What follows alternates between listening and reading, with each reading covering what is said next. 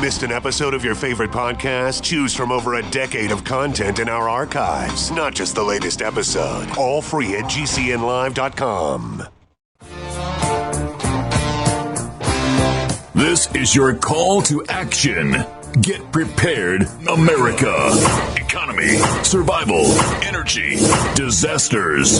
This is USAPrepares.com. Informative radio, educational radio. Interact now by emailing instructor@USAPrepares.com or text at 434-390-7953. Class, please take your seats.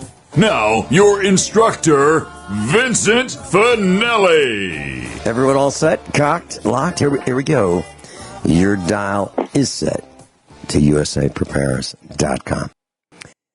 Kyle's engineering the broadcast in Minnesota. If you'd like to call us, 866-582-9933. 866-582-9933. Guineith Isaacs is with us. Welcome, Guineith. Hello, Vincent. How are you this morning? I am well. The sun is shining. It's dark where you are, right? Yeah. Yes, it's just after 2 a.m. in the morning. Yep. Yeah. Wow. So hey, thanks for being with us. And yeah. Well, thank you for spending this time with us today. Cryptocurrencies. We're going to be talking about that.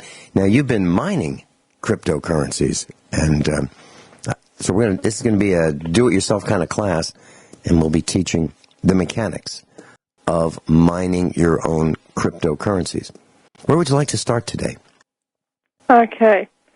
Now, the cryptocurrency that I'm mining at the moment is Bitcoin. Now, I think I've actually gone into how Bitcoin mining actually operates on your show before, but I'll just quickly review that. There's a game out there. It's a children's computer game called Minecraft, and mathematically, how Bitcoin mining more or less operates is, if you could imagine that you're playing Minecraft, which is a game where your guy has to break open blocks, and every so many blocks, then he might get an emerald or a lump of coal or a diamond or something or other. And and in this game you can also build stuff, but that's beside the point. Let's say that in the game you're in an area rich in emeralds, let's say in Minecraft, then you might have an emerald in the game every 100 blocks. Then you've got to break open 100 blocks to get an emerald. Okay? That's more or less how, mathematically, Bitcoin mining operates. That you've got to go through a set of equations, and every so many sequences of the equation, there is a block of Bitcoin. And it varies how many Bitcoin are actually in the block. It could be up to 5. It could be 1 or 2 or 3, just depending on the equation. And so you have to have generally quite a fast computer these days in order to do the equations quickly enough, because in the beginning you might have had a Bitcoin every few equations. Oh, pardon me, I'm just yawning here. These days it could be 1 in every several million equations these days. And so if you're running your own computer at home waiting for Bitcoin, and if you've just got one one computer running one piece of mining software, you could be waiting a month or two for it to hit 1 Bitcoin.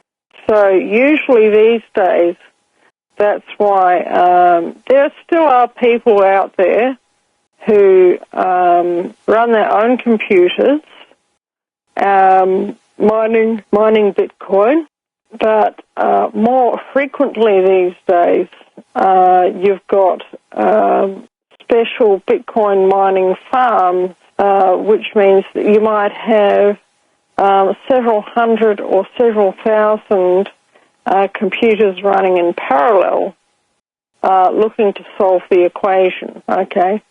And in that case, normally, instead of it being a full desktop computer or even a laptop computer, of course you can put the mining software on a full desktop computer, or you can put the mining software on a laptop computer. But more common than either of those these days is a type of computer called a Raspberry Pi. And the difference with a Raspberry Pi is instead of it having a really good graphics card, a really good sound card, and such like, it will have a really, really, really good central processing unit, and you might be able to access the computer via a green screen, and it'll have somewhere to plug in a keyboard, and it'll have some USB ports, and it doesn't really have that much else other than that. Its main function in life is to solve equations. And so very frequently these days, for a lot of technical purposes, people are using Raspberry Pis, and this includes, for Bitcoin mining. And you could buy a Raspberry Pi type computer online for maybe between $500 and $800 that would do the job of Bitcoin mining. But like I say, most people who have their own Bitcoin mines don't just have one or two, they have dozens or they have hundreds of them.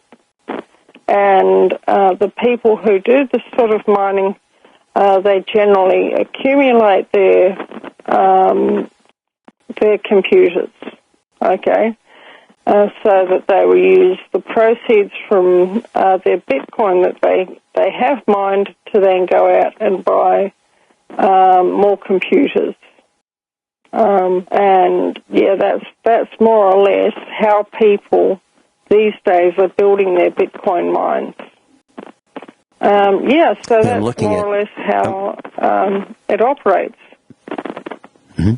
I'm looking at a Raspberry Pi Model 3, and it says you can get a complete kit for a VIA boot, VIABOOT, Raspberry Pi, spelled P-I, followed by the number 3, complete kit with a premium clear case. It's like a clear box that this circuit board is in. It's got a couple USB ports, as you said.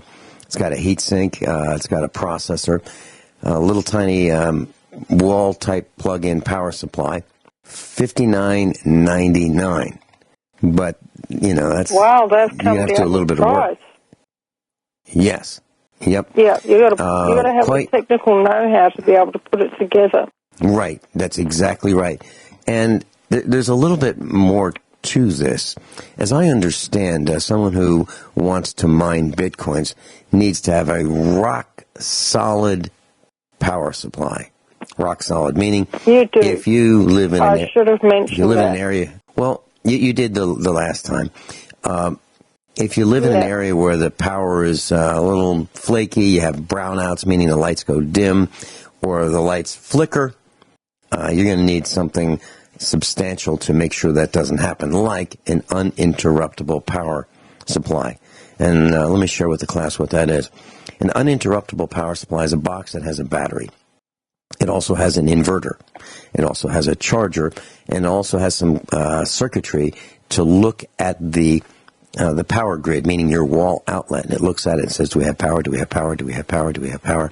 And it keeps looking. And if it says, oops, don't have any power, it immediately switches the inverter to the inverter so that the power is not interrupted to the outlet on the back of this uninterruptible power supply.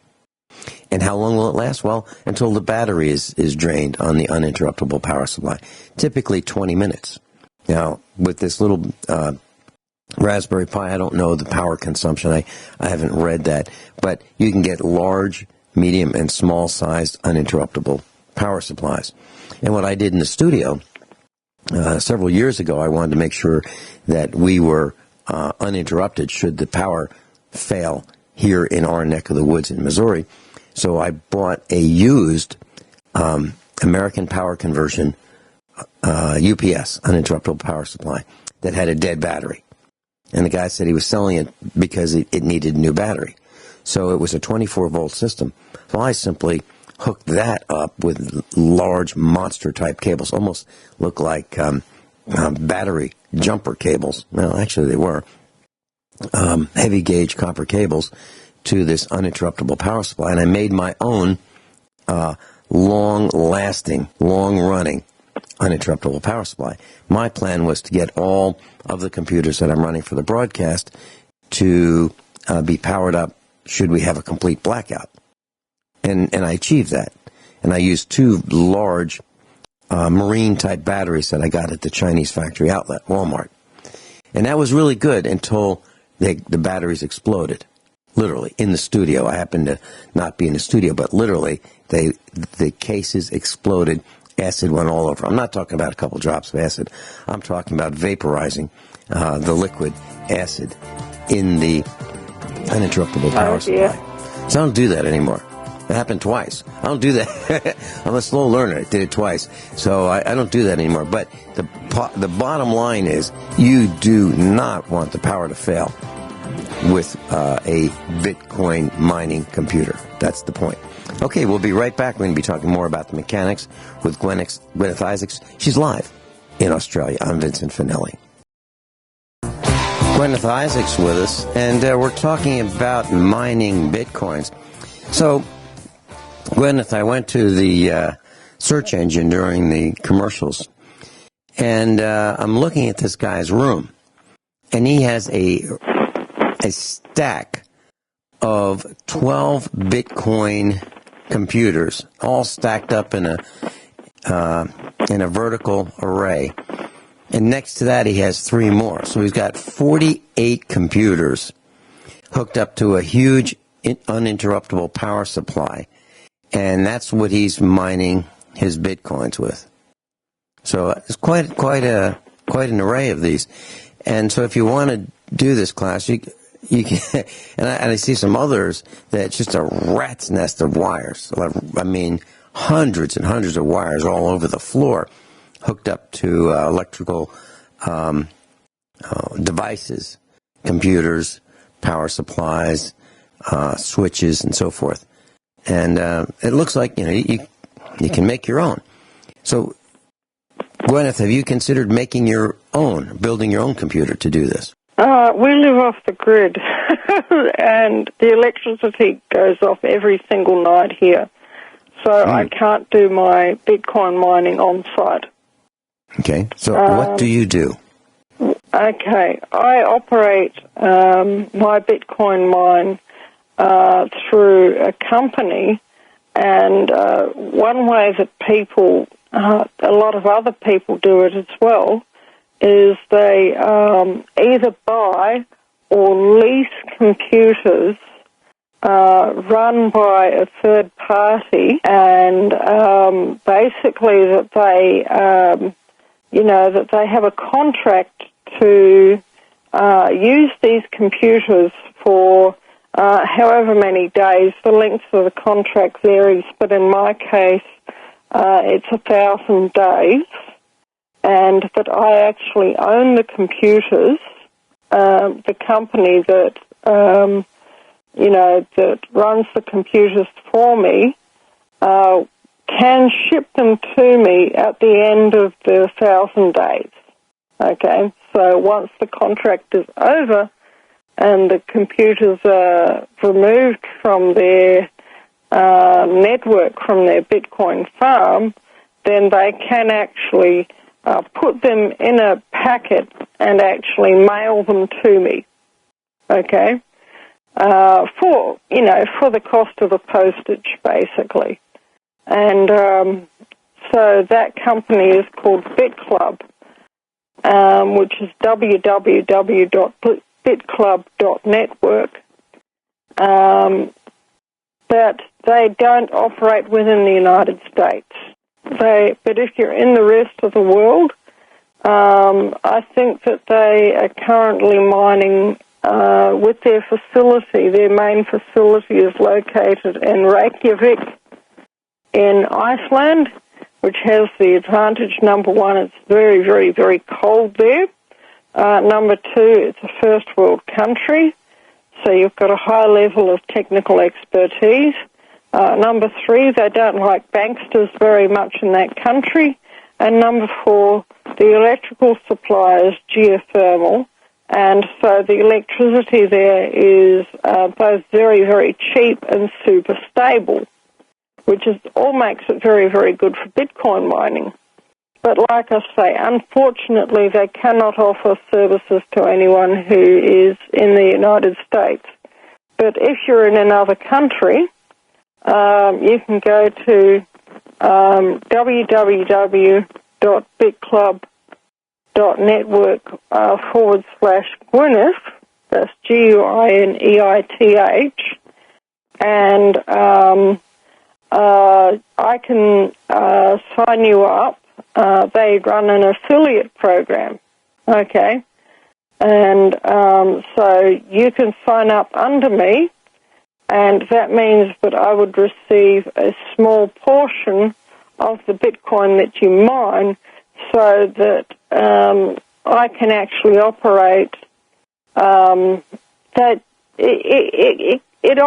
their system. Instead of them doing advertising, they operate on a direct marketing model in order to sell their services. Okay. And the affiliate who got me into the program was the Dollar Vigilante, Jeff Berwick. So this is our system. It was thoroughly checked out by him, and he's a really, really good guy. If you ever wanted to have him on his show, I don't know him personally, unfortunately. I wish I did. Right. Hold that thought. We'll be right back. So, Guineith, I'm still looking at these images of these Bitcoin mining server or computer farms, and they go from like they start. You can have 1 or 2 or 5 or 10 to. I found one that has 405 computers. And that was nothing. I kept looking, and I am seeing like warehouse rooms, really spotless warehouse rooms with shelving and with thousands of these Bitcoin mining computers. You know, some of these operations are just rat's nests. Some are kind of like do-it-yourselfers, where they've taken Gorilla-type shelving. It's a brand of shelving that used to be available, really heavy-duty for the home, really good quality shelving, and you could put a lot of computers on there. And when I built a server farm for a county school system, that's what I did, and it was inexpensive and it worked great. Well, I see some of those type of images on the search engine image page. It's wow. I mean, this is phenomenal. I mean, class. It's a big industry. Huge. Some of these some of these Bitcoin mining operations are very, very elaborate, really sophisticated, beyond belief. But anyway, I just wanted to mention that. And by the way, Miles has been with us advocating that we do our own homework and research Bitcoin and cryptocurrencies, as have you, Guineith. And both of you have been on the forefront of this here on at USA Prepares. And Miles mentioned, and as you have, get Bitcoin. At the time he said it, it was $750 each, which I thought, gosh, for a concept, that's a lot of money to bet on a concept. Well, today, what is Bitcoin? $8,000. $8,247. It's broken $8,200 this morning. Right. It's $8,200. Gosh. $8,247.25. Now, class, let me put this in perspective. When this was recommended to us ago, that it was $700. Yes, it's actually 11 times. 11 times. It has gone up 11 times what it was about a year ago. No kidding. And we have our detractors who say this is a concept and it's going to just blow up in our faces, and it might. This is something that you could consider risky because there is absolutely nothing backing it except the belief that it can be the currency to replace the fraud, the Federal Reserve Accounting Unit dollar, FRAUD. Would you agree with that, Guineith? I absolutely would agree with it. The Federal Reserve notes, which back pretty well every major currency in the world, are inherently fraudulent, okay? They're based on the goodwill of the U.S. government, basically, the faith and goodwill of the U.S. government. Mm-hmm. And the whole U.S. government, Donald Trump is doing the best that he can to shore up a rickety, termite-eaten, fungus-infested structure that is just about ready to fall over in the next big breeze, which is the United States government. And when it collapses, I think that it's a little bit less likely to collapse now than it would have been if the high black witch Hillary had gotten in. But it's still there's still a lot of corruption in there, and even the whole structure itself is inherently corrupt. The difference with Bitcoin is, what makes gold valuable, physical gold and physical silver valuable, is that they are rare and you actually have to work to get them, And if you go up to the Yukon or here in Bendigo, which is about 80 kilometres from where we live, there's one of the biggest mines in the world, one of the deepest mines in the world, which is a Central Deborah gold mine. And it's miles and miles and miles and miles deep. And you've got a tower above Central Deborah mine, which is over 100 years old and is hugely famous locally. And somebody had to build that tower to operate the lift system over 100 years ago so that the Central Deborah mine could run, which is a gold mine. And, it was made famous by Stan Deyo because Edward Teller once offered to give Stan Deyo an office at the bottom of the Central Deborah mine, which would not have gone well for Stan Deyo, and Stan Deyo very wisely decided to flee across the Nullarbor from Edward Teller. Edward Teller was in charge of the Manhattan Project, by the way. And I remember hearing him saying that and, realizing that I actually knew this place. But that's what makes gold valuable. And the fact that you have to actually put capital into Bitcoin and that you actually have to run software to get the code, which is a Bitcoin, and that you have to use electricity, and that you have to have skills to actually get it, makes it valuable. Okay? So you can't just go into your Federal Reserve computer and type a few extra zeros onto the end of, whatever figure that you've pulled up.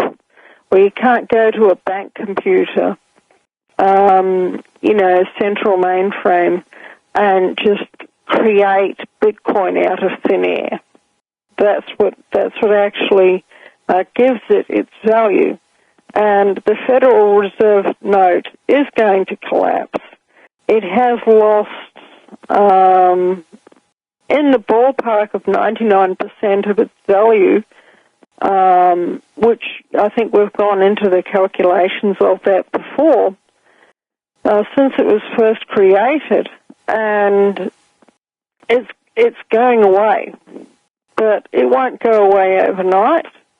It would be sensible, though, to use whatever fiat currency you have to buy some mining software and some mining hardware, whether you run it at home yourself or whether you subcontract somebody else to run it for you, and get some Bitcoin mining happening.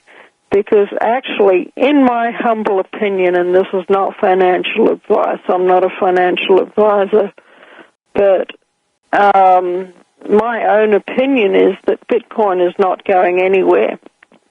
And there's also other cryptocurrencies as well. At the top of the list, I would put Ethereum, which operates a kind of digital contract system. And it is now becoming increasingly the way that digital contracts operate over the internet. And that's another type of cryptocurrency mining.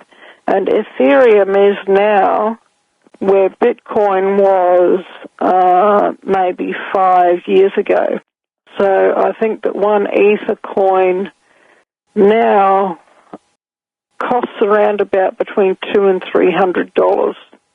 So it would be. It's just beginning its curve, but the difference with Ether is there will only ever be a certain number of Bitcoin generated, but Ether are generated constantly, and they are also used up constantly. So there is not a circulation of currency like there would be with Federal Reserve notes. With Ether coins, they actually have a lifespan.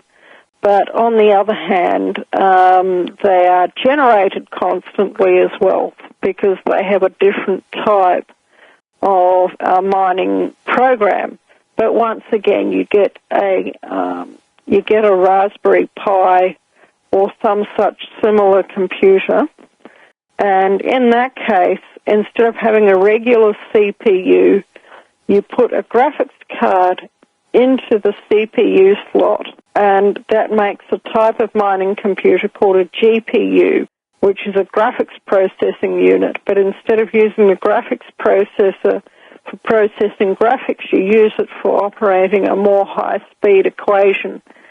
Like, for instance, running a Bitcoin mine or an Ethernet mine or some other mining software of other cryptocurrencies. And the advantage of that is that GPUs are more stable than central processing units, and they have a longer lifespan, and they operate at a higher, they operate more quickly. They can do more equations in a fixed amount of time than a CPU can. And for all of those reasons, a lot of people who operate mining software are actually changing out the central processing units for graphics cards, graphics processing units. And that's probably going to be my next step in my cryptocurrency mining adventures is to get one of these GPU mines happening for myself.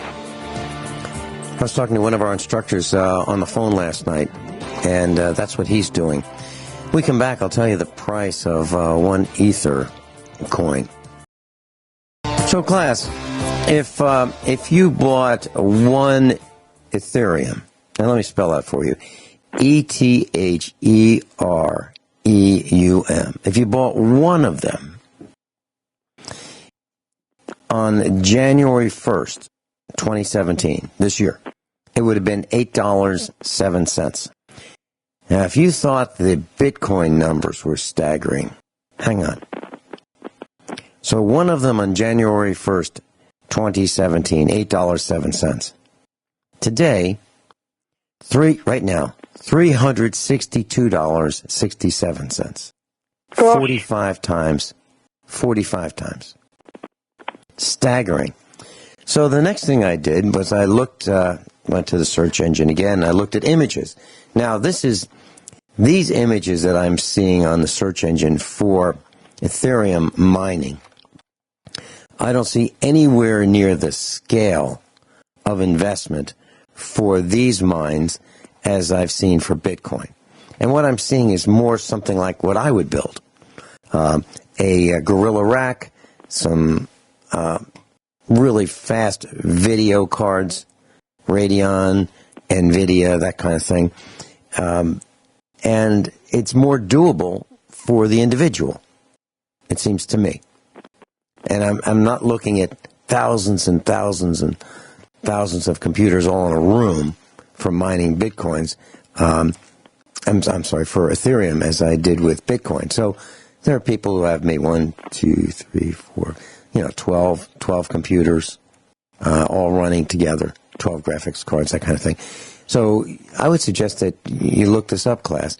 Now, the big deal in all of this is the electricity, the electrical cost. So if you live in New York City where electricity is expensive, it's not as advantageous to someone who lives, let's say, in Missouri where you pay about 10 cents per kilowatt.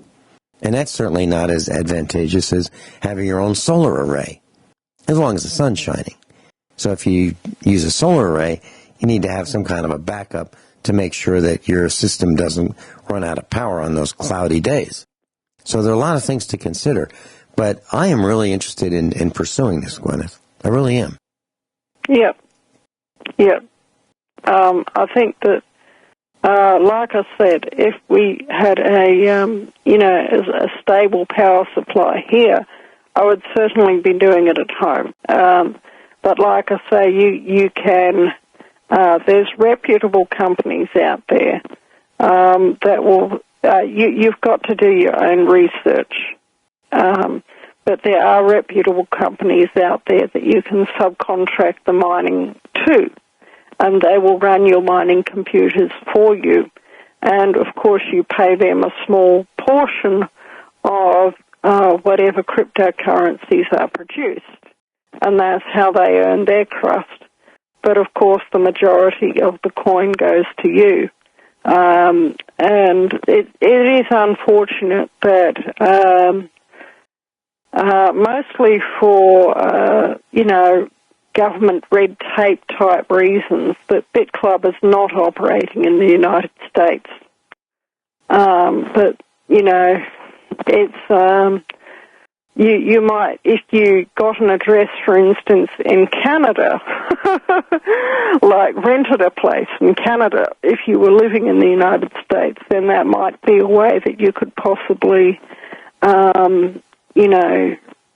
do that and stay for some of the time in Canada. And but like I say, make your own inquiries as to the legal side of that, because I have no idea what the laws are, and I certainly wouldn't want to advise somebody to do something that they shouldn't be doing.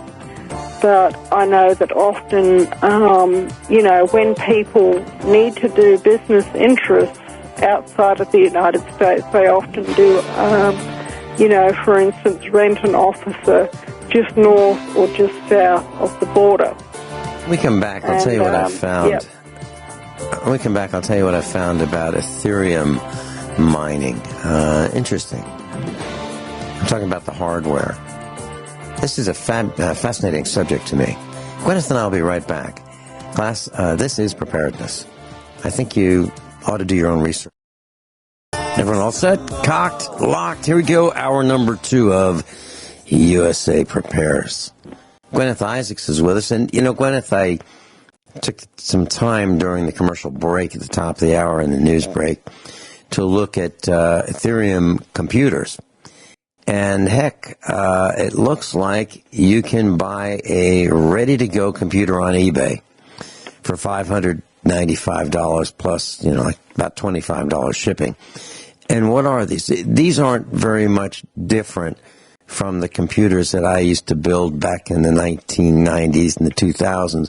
What I'm talking about is standard motherboard, standard memory, but the big difference is a really fast video card. That's what these computers have.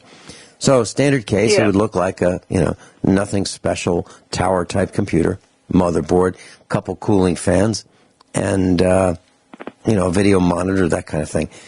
That's what these computers are.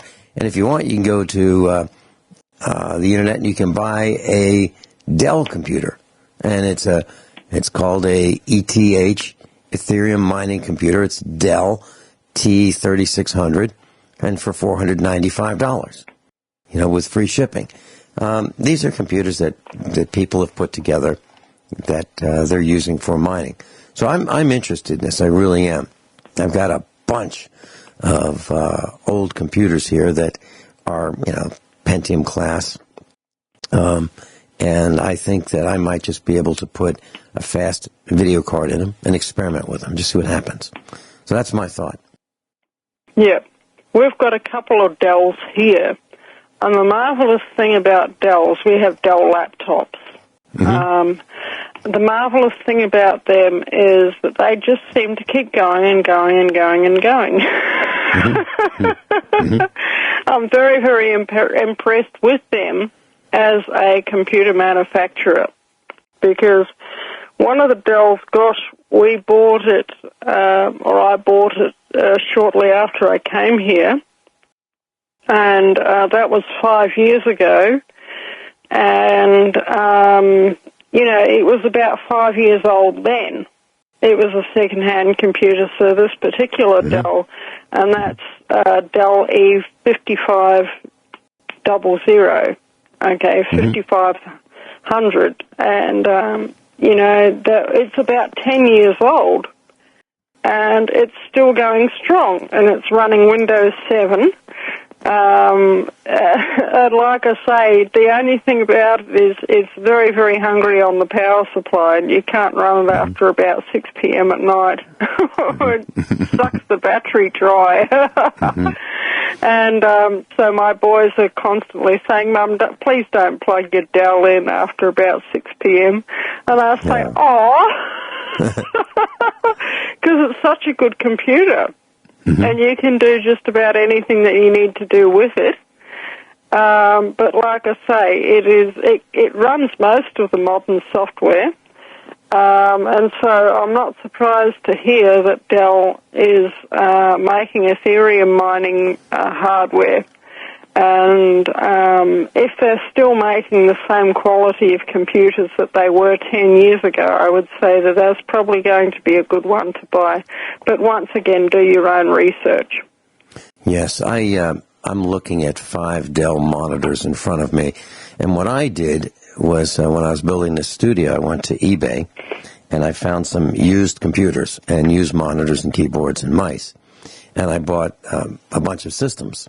And then I installed software that would let me run this broadcast from those used computers. So I have a feeling that a lot of the computers I've had for about 5 years here, or almost 5 years, in the studio, and I have a feeling they're probably 5 years old when I bought them. So I did something very similar to what you did, but instead of being laptops or notebook computers, they are small tower computers. And all I do is blow them out with compressed air, and they pretty much keep running. I've only had a limited amount of failures, but nothing significant because the computers were so inexpensive. I probably only paid $50 for each computer. When I bought that many. I think I bought 7 at one time. Yeah. Mm-hmm. So great way to go. Now I'm not. Maybe I misspoke on what I found on eBay as far as Ethereum computers. I don't know if Dell is making them, but it's being sold as a Dell Ethereum. It's called ETH, Ethereum Mining Gaming Computer, Dell Precision T3600. So it may be that someone just took this computer and made it into a mining computer. I'm looking at that right now. I don't know. I don't know if it's a mining computer or whether someone just put a really fast video card in. This video card generates so much heat. It has 3 separate cooling fans on the video card. Seriously. Yeah, and apparently that's normal. Mm-hmm. I have teenage children who are fond of their video gaming, and apparently that's quite normal for a gaming computer to have a sophisticated cooling system, especially if you're running it as a desktop. But you'll find even laptops with things like, there are people who actually do go out there and they buy laptops and they just have the laptops lined up and they do their cryptocurrency mining on their laptops, but they will have, a couple of dozen laptops lined up sitting on desks at home in a particular room, all hooked up into a network in parallel mining their cryptocurrency. And, that's another way of doing it, but there's kind of advantages to that in that, laptops tend to be a bit less expensive and they use a bit less electricity. But if you're going to do it that way, you might as well just go with the Raspberry Pi method, which uses probably as much electricity or even less electricity than a modern laptop and takes up a lot less space and is actually designed to run as a server, whereas a laptop is not really designed to run as a server. And you might run into problems trying to run it as such. But you would know more about that. You're more of the computer network systems expert than I am, but I'm just anticipating there might be problems there. Well, you're right on the money. And, laptops typically cost more because they're smaller and they have less cooling capability. They're not designed to run 24 hours a day. The cooling is a big issue on laptops. The memory cooling, the CPU cooling, the video cooling, and even the motherboard cooling. But I'm looking at something really interesting here. This is on eBay, and this guy built a Ethereum mining rig, RIG. And what he's saying is that it looks like it's everything you need except keyboard and monitor. He's got uninterruptible power with it. It's got an aluminum frame. It's got Asus motherboards with memory. It's got a hard drive. It's got 8 RX 580 GPUs, graphics cards. And this thing is complete. It uses about 10 amps of electricity. And he shows a kilowatt meter measuring exactly how much power it uses. So it's using 1,243 watts of electricity. That's not too bad. Yeah, but 24 hours a day. 24 hours a day. Yeah. So in my neck of the woods... You would still have to have cheap electrical costs. Yeah, that'd be about 12.5 cents worth of electricity per hour. It doesn't sound like much, but it still is 24 hours a day, 7 days a week, 365 days a year. And this thing does come with an uninterruptible power supply, which is pretty big. And it looks like a great way to go. How much is it? $4,450. $4,450. Mm-hmm. It ships that's about the same price as a really, really, really good high-end desktop. Yeah. Which is around about $4,000 or $5,000. So I'm that's, really... That's interesting that it sounds like what he's done there, okay, because the Asus motherboards, the Asus actually is a laptop. So it sounds like that he's pulled apart 8 Asus laptops. And Asus is another absolutely fantastic little laptop, okay? Especially the EEE PC, because I'll tell you a story. When we were getting chased by the WA police and the pedophile, who were basically working for the pedophile cartel in Western Australia, we had to dump our packs on a mountainside outside of Eildon in Victoria. And in one of my packs was an Asus laptop, an EEE PC, okay? And that laptop sat on a mountainside for 18 months in all weathers before the pack was finally recovered and the contents returned to me. And the EEE PC was still in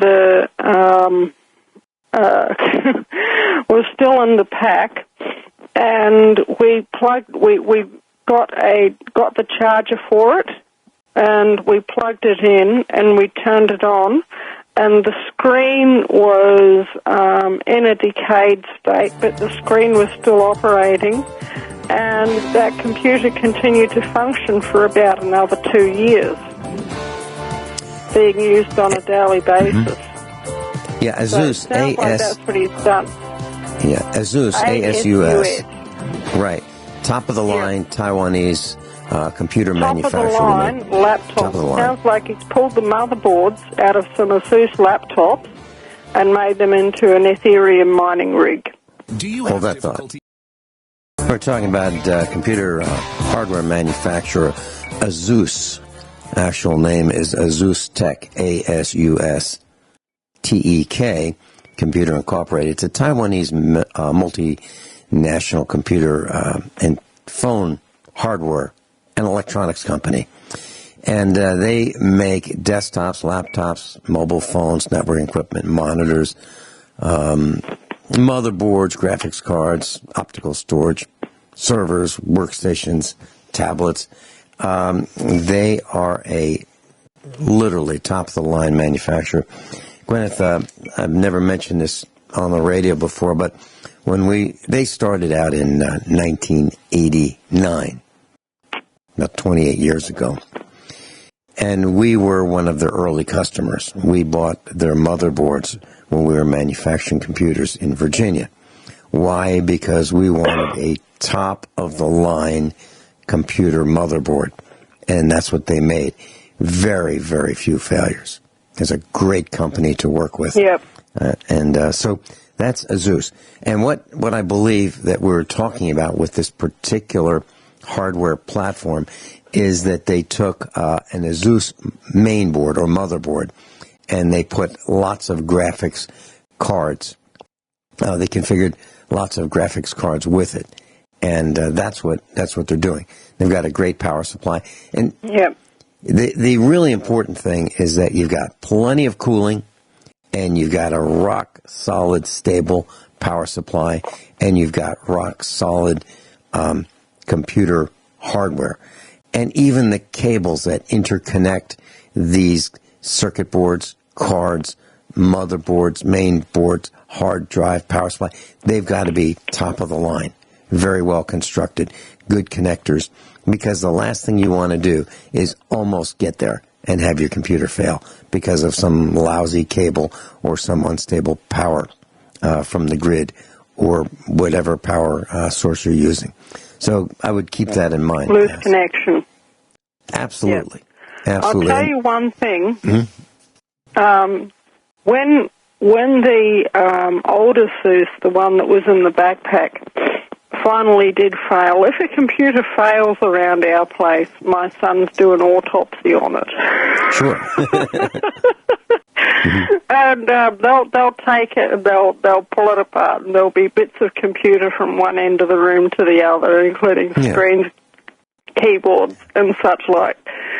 Yeah. When they did the autopsy on the older Zeus, the one that was in the backpack, when it finally did fail, they found that the hard drive was actually soldered in, okay? They thought that they would be able to get the hard drive out and put it into another computer, but they found out that when it had been made in the first place, that the hard drive had actually been soldered into place. Mm-hmm. So I thought, that was really made to not fail, wasn't it? I've never seen that in all the computers that I've built, and it's maybe close to 10,000. Literally, it was made for cross-country travel.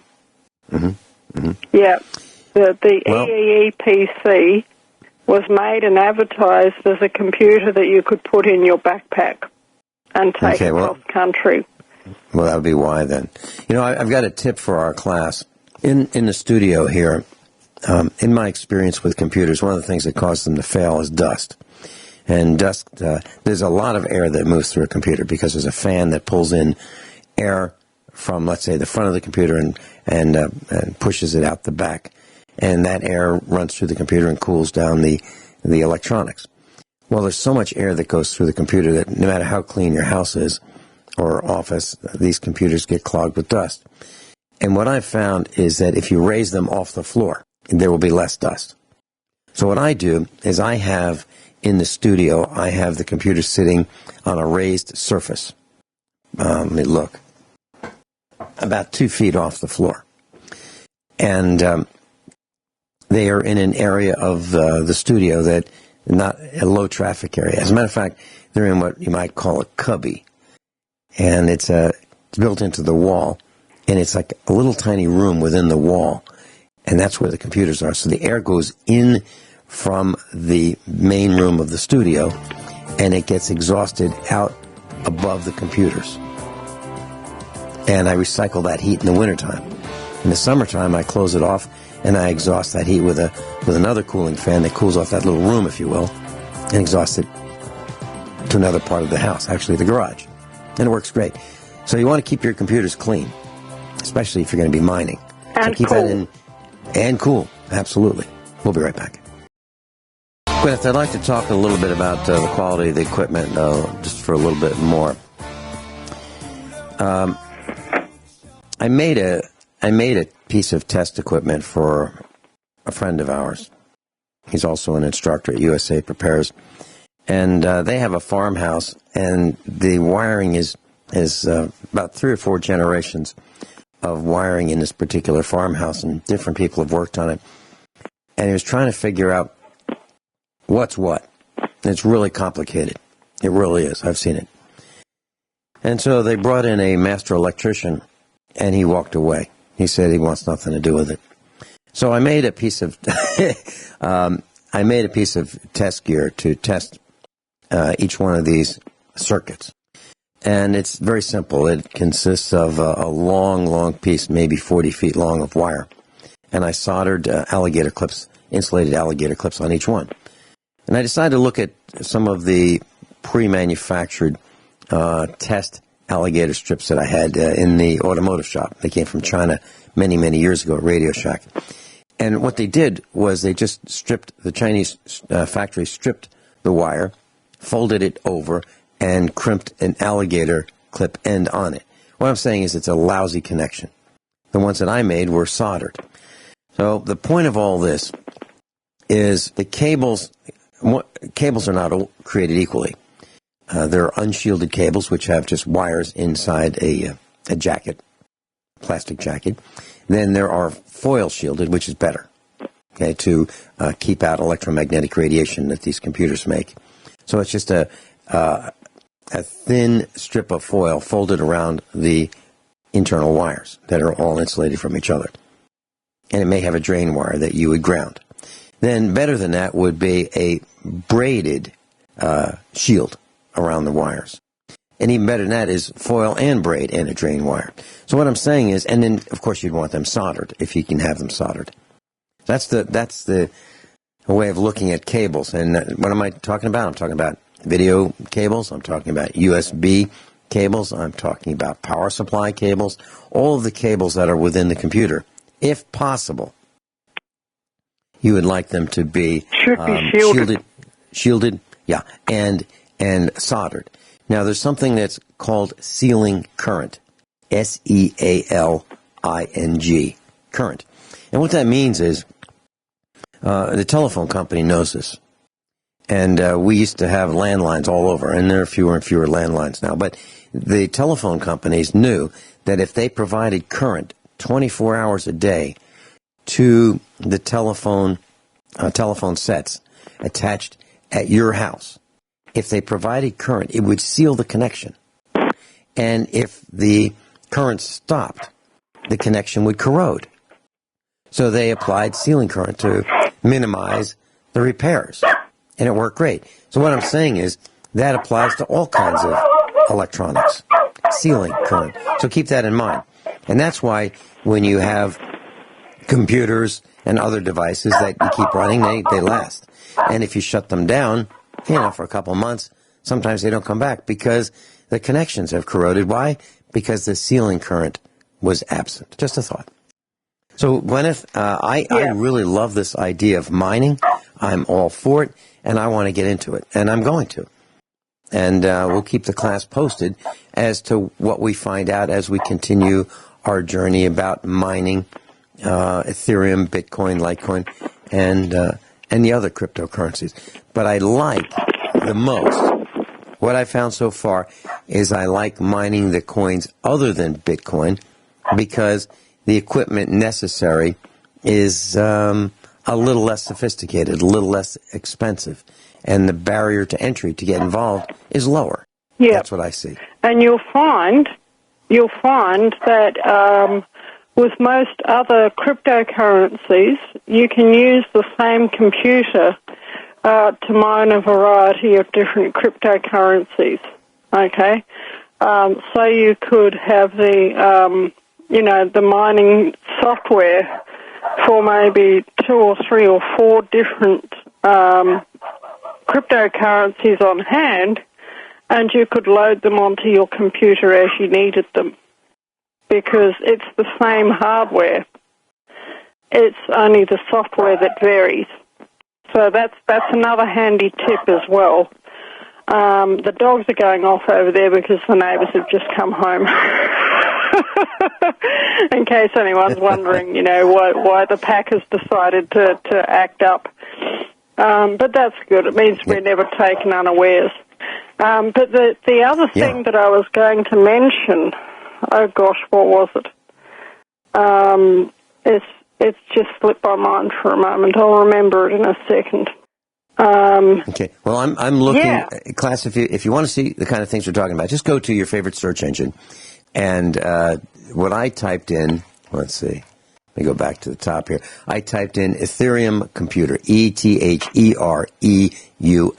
space computer, and what I'm seeing is a bunch of video cards connected with cables or connected to what looks like a standard motherboard, and a power supply and some wires. Here's a guy that took piece of plywood, and he made an end cap out of some 2x or 1x4 pieces of wood, and he took some shelving strips, and he's hanging his video cards with the shelving strips. I mean, this is truly homemade.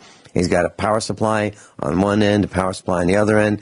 Looks like he even may have a fan just sitting on the piece of plywood blowing across the computer. I mean, these are homemade setups, and of course, with a little bit of ingenuity that I know our class has, you can come up with an even better way of doing what these guys have done. So take a look at the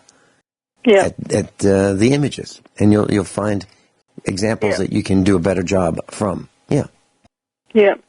And I'll tell you how Jeff Berwick puts it. You should get him on your show, the Dollar Vigilante. Okay?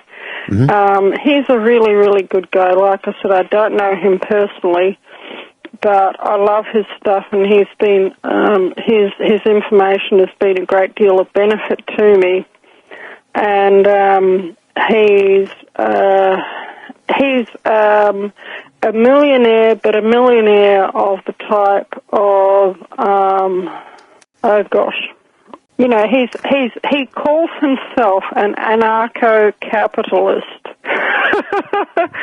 which means that he can see that the whole government system is basically a gigantic extortionate racket, to which I say a big fat amen. And that's how he structures his affairs, and he does podcasts to show other people as well how they can be anarcho-capitalists too, which is very handy. But how he puts it is this enables you to become your own central banker. And I think that says it in a nutshell. And when he said that, I'd been thinking along the same lines regarding cryptocurrencies myself. And when he said that, it really put it into a nutshell. You know what I mean? It really does enable you to be your own central banker. Here's the problem.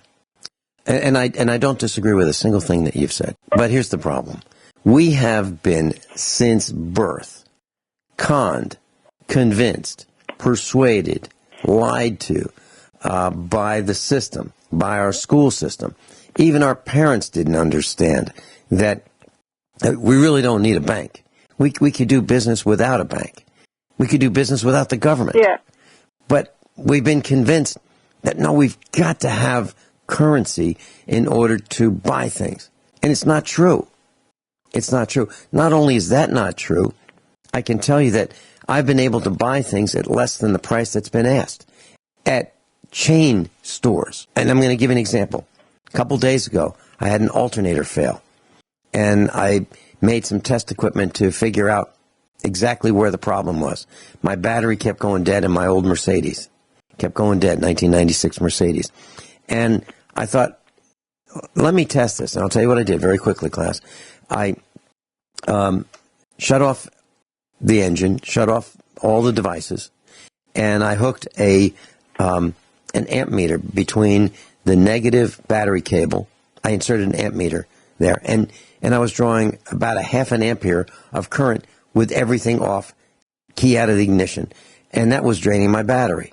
So then what I did was I tested each circuit where there was a fuse, and I put the amp meter across, digital amp meter, across every fuse that I pulled out to see which one of these fuses was powering the circuit that was stealing electricity, this phantom current that was being lost.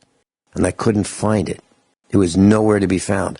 The only thing left was the alternator, which is not fused. So I disconnected the alternator, and the phantom load went away. So I went to buy an alternator, and it was $140 roughly. And I said, can you match an online internet price? And they did. I walked out with an alternator for $92. So not only can you buy things without currency, you can negotiate prices at stores. So I just wanted to share that with our class. But all you have to do is ask. Is that price firm? That's right. Can you do better? Do you have to take cash? Support your local little guy. If you can. Support your local little guy. If you can, yes. The guy, if you still have the guy who operates his dusty hardware store in a little country town, okay, go and buy things off him. Go and support him instead of going and spending the money on fuel to go to your big chain store in the big town. If you still have a little guy with a little hardware store in a little town, go and buy the stuff off him and you get home sooner. Maybe you pay a few dollars more, but you would have spent the money on fuel anyway. Or you work out a deal with him and say, you know what, I'd like to shop here often and buy all the items that I need that you sell from you. What can you do to help me with price? Yeah, that's what I do. We'll be right back. Guineith Isaacs is with us, and Guineith, I really want to thank you for bringing to light the cryptocurrencies and the do-it-yourself component, even if you hire out the actual hardware or you hire out the location of that hardware to do your mining for you. So I went to the Ethereum community forum. It's called, let me spell it, ETHEREUM, community forum on the internet. And the question is, can I turn my current PC into a mining rig? And I'm sure a lot of our class had that question today. Can I use my computer as a mining rig? And I would suggest that you use a tower-type computer or desktop computer rather than a notebook, based on what I've learned so far. So here's the answer to that question. Can I turn my current PC into a mining rig? This guy says, I have a desktop PC which isn't getting much use lately. So I've been thinking of making it into a mining rig. And he talks about the CPU he has, and he talks about the video card that he has. And he says, or am I better off selling it and getting something better? Keep in mind the power costs are not an issue, meaning they can be neglected. That's not my thought. I think power should be a concern, but this guy doesn't seem to be concerned about it. And the answer is, sure. Pick the coin of your choice and get a coin address, either with a wallet or on an exchange. Add some mining software, and you're mining. And have some extra hard drive space on the rig. And he says what he's done, and I'm looking at a picture, let me describe it. He's got an older tower computer, and then he built a little rack for 6 more, it looks like 1, 2, 3, 4, 5, 6, 7 more devices. And he's just hanging them on this wooden rack. And so he's got his tower computer that he wasn't using, and he has this wooden rack. He's got some cables on the floor. He's got a cooling fan that sometimes they're called box fans. His is round, and it's something that you might get at the dollar store for $20. He's blowing air to keep this homemade wooden rack with the video cards in it cool. And he's got another computer with the case open, just using it as a rack. So he's got 2 computer cases, one that's actually running his computer, a homemade rack, and a cannibalized old computer, using it as a rack, and a fan. And that's it. That's it. That's his entire rig. I don't see uninterruptible power. I'd like to add that. But what I'm saying is, this can be homemade to get started. Mm-hmm. And heck, yep, it's crazy not to do this. Yep. And you could get started. If you had it from a Raspberry Pi, and just took your chances on your own power supply. If you wanted to buy a UPS, I guess that would cost between $200 and $300, right? For a new one, sure. Yeah. And then let's say $60 for a Raspberry Pi. Well, you could get started on your cryptocurrency mining adventure for under $400 at an absolutely basic level. Mm-hmm. Yep. Mm-hmm. And I'm looking at to build it from there fairly quickly. I'm looking at a UPS made by American Power Conversion, APC.